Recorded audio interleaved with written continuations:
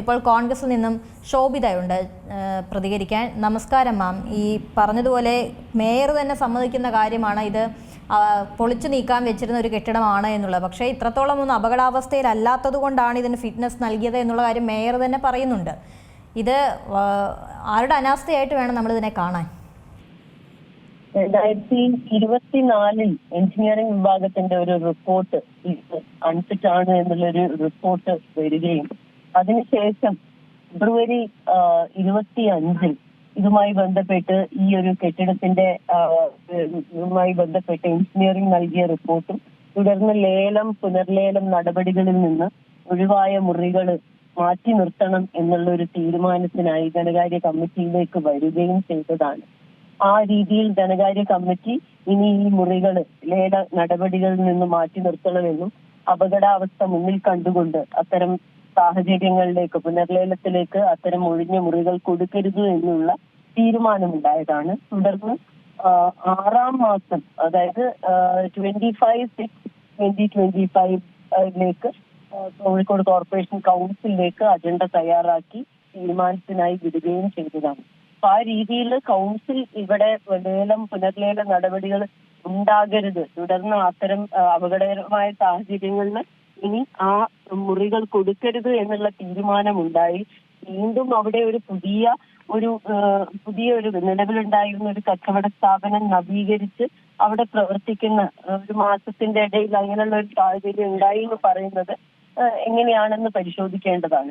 അന്വേഷിച്ചപ്പോൾ അവിടെയുള്ള നാട്ടുകാർ പറഞ്ഞത് നിലവിലുള്ള ഒരു കച്ചവടക്കാരൻ മേൽവാടകയ്ക്ക് നൽകി അവിടെ പുതിയ രീതിയിൽ മറ്റൊരു പാർട്ട്ണറെ കൂടി ചേർത്തുകൊണ്ട് പുതിയ കച്ചവടം അവിടെ ചെയ്തു എന്നാണ്. അപ്പൊ അതിനൊക്കെ എങ്ങനെ സാഹചര്യം നിലവിൽ വന്നു, ഉദ്യോഗസ്ഥരെന്താണ് അവിടുത്തെ ബന്ധപ്പെട്ട ആർഐമാരും മറ്റു ഉദ്യോഗസ്ഥരും എന്തുകൊണ്ട് ആ രീതിയിലുള്ള ഒരു റിപ്പോർട്ട് അല്ലെങ്കിൽ ഒരു തീരുമാനം നിലനിൽക്കെ ആ കാര്യത്തിന് ശരിവെച്ചുകൊണ്ട് അങ്ങനെ ഒരു പുതിയ ഒരു രീതിയിലുള്ള ഒരു കച്ചവടം അവിടെ തുടങ്ങാനുള്ള സാഹചര്യം ഉണ്ടായി എന്നുള്ളത് പരിശോധിക്കേണ്ടതാണ്. ഇപ്പൊ വീഴ്ചകൾ തീർച്ചയായിട്ടും ഉണ്ടായിട്ടുണ്ട്. അത് എവിടെ നിന്നാണ് എന്ന് പരിശോധിച്ച് നടപടി എടുക്കേണ്ടതാണ്. ഇവിടെ ഇപ്പൊ 3 ജീവനാണ് നഷ്ടപ്പെട്ടിട്ടുള്ളത്. അവർക്ക് വ്യക്തമായ രീതിയിലുള്ള നഷ്ടപരിഹാരം കൊടുക്കാന് കോഴിക്കോട് കോർപ്പറേഷൻ ബാധ്യസ്ഥരാണ്. കാരണം ഈ ഒരു ഉദ്യോഗസ്ഥ വീഴ്ച അത് ഏത് ഉദ്യോഗസ്ഥന്റെ ഭാഗത്തു നിന്നായാലും തക്കതായ രീതിയിലുള്ള നടപടി ഉണ്ടാവണം. മാത്രമല്ല ഇതിന് തീർച്ചയായിട്ടും മറുപടി പറയാനുള്ള ബാധ്യത ഭരണസമിതിക്കുണ്ട്. ഇങ്ങനെ ഒരു തീരുമാനം നിലനിൽക്കെ എങ്ങനെ ഈ ഒരു അപകടം ഉണ്ടായി, അതിനുള്ള സാഹചര്യം ഉണ്ടായി എന്നത് കഴിഞ്ഞ കൗൺസിലിൽ 17-ാം തീയതി നടന്ന കൗൺസിലിൽ നമ്മുടെ കേസ് മാറ്റുമായി ബന്ധപ്പെട്ട് ഒരു ഉദ്യോഗസ്ഥന്റെ ലോഗിനിൽ മാസങ്ങളോളം ഫയൽ വെക്കുന്നതിനെ പറ്റി കൗൺസിലിന്റെ ശ്രദ്ധയിൽപ്പെടുത്തിയാണ്. അപ്പൊ ഈ ഉദ്യോഗസ്ഥ അനാസ്ഥ നിരന്തരം റിപ്പീറ്റ് ചെയ്തുകൊണ്ടിരിക്കുകയാണ്. അത് തന്നെയാണ് ഈ ഒരു അപകടത്തിലേക്ക് നീങ്ങിയതെന്ന് മനസ്സിലാവും. ഒരു ഉദ്യോഗസ്ഥന്റെ അനാസ്ഥയാണ് ഈ 3 ജീവനുകൾ നഷ്ടമാവുന്നിടത്തേക്ക് കാര്യങ്ങൾ എത്തിച്ചത്. എങ്ങനെയാണ് ഈ കോർപ്പറേഷനിൽ ഇങ്ങനെ ഒരു തീരുമാനം എത്തിയിട്ട് പിന്നെ എങ്ങനെയാണ് അത് പുനർലേലം നടത്താനുള്ളൊരു തീരുമാനത്തിലേക്ക് പോയത്? അത് ആരാണ് ഇത്രത്തോളം സ്വാധീനം ചെലുത്തിയത് എന്നുള്ളൊരു ചോദ്യം കൂടി ഉണ്ടല്ലോ.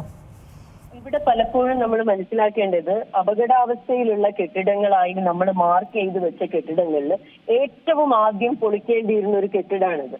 അവിടെ ഞാൻ ആ സ്ഥലത്ത് പോയപ്പോൾ എനിക്ക് മനസ്സിലായത് അവിടെ തൊഴിലാളികള് ഈ സൺഷെയ്ഡിന് താഴെ സാധാരണ അവസ്ഥയിൽ വിശ്രമിക്കുന്നാണ് പറഞ്ഞത്.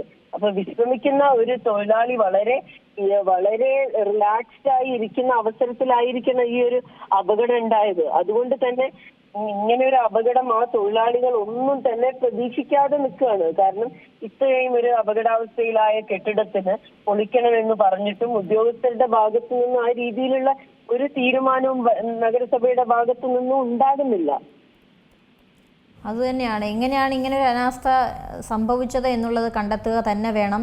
ഇനിയും ഇത്തരത്തിലുള്ള കെട്ടിടങ്ങൾ അവിടെ പൊളിച്ചു നീക്കാനുള്ള ലിസ്റ്റിൽ ഉണ്ട് എന്നുള്ളതാണ് അറിയുന്നത്. അതിലേക്ക് കൂടി എത്രയും വേഗം ഇതിൻ്റെ നടപടികൾ മുന്നോട്ട് പോകണം എന്ന് തന്നെയാണ് പറയാനുള്ളത്.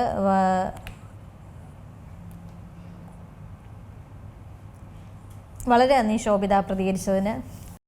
ഏറ്റവും പുതിയ വാർത്തകളും വിശേഷങ്ങളും വിരൽ തുമ്പിലറിയാൻ സീ മലയാളം ന്യൂസ് എല്ലാ ഡിജിറ്റൽ പ്ലാറ്റ്ഫോമുകളിലും ലഭ്യം.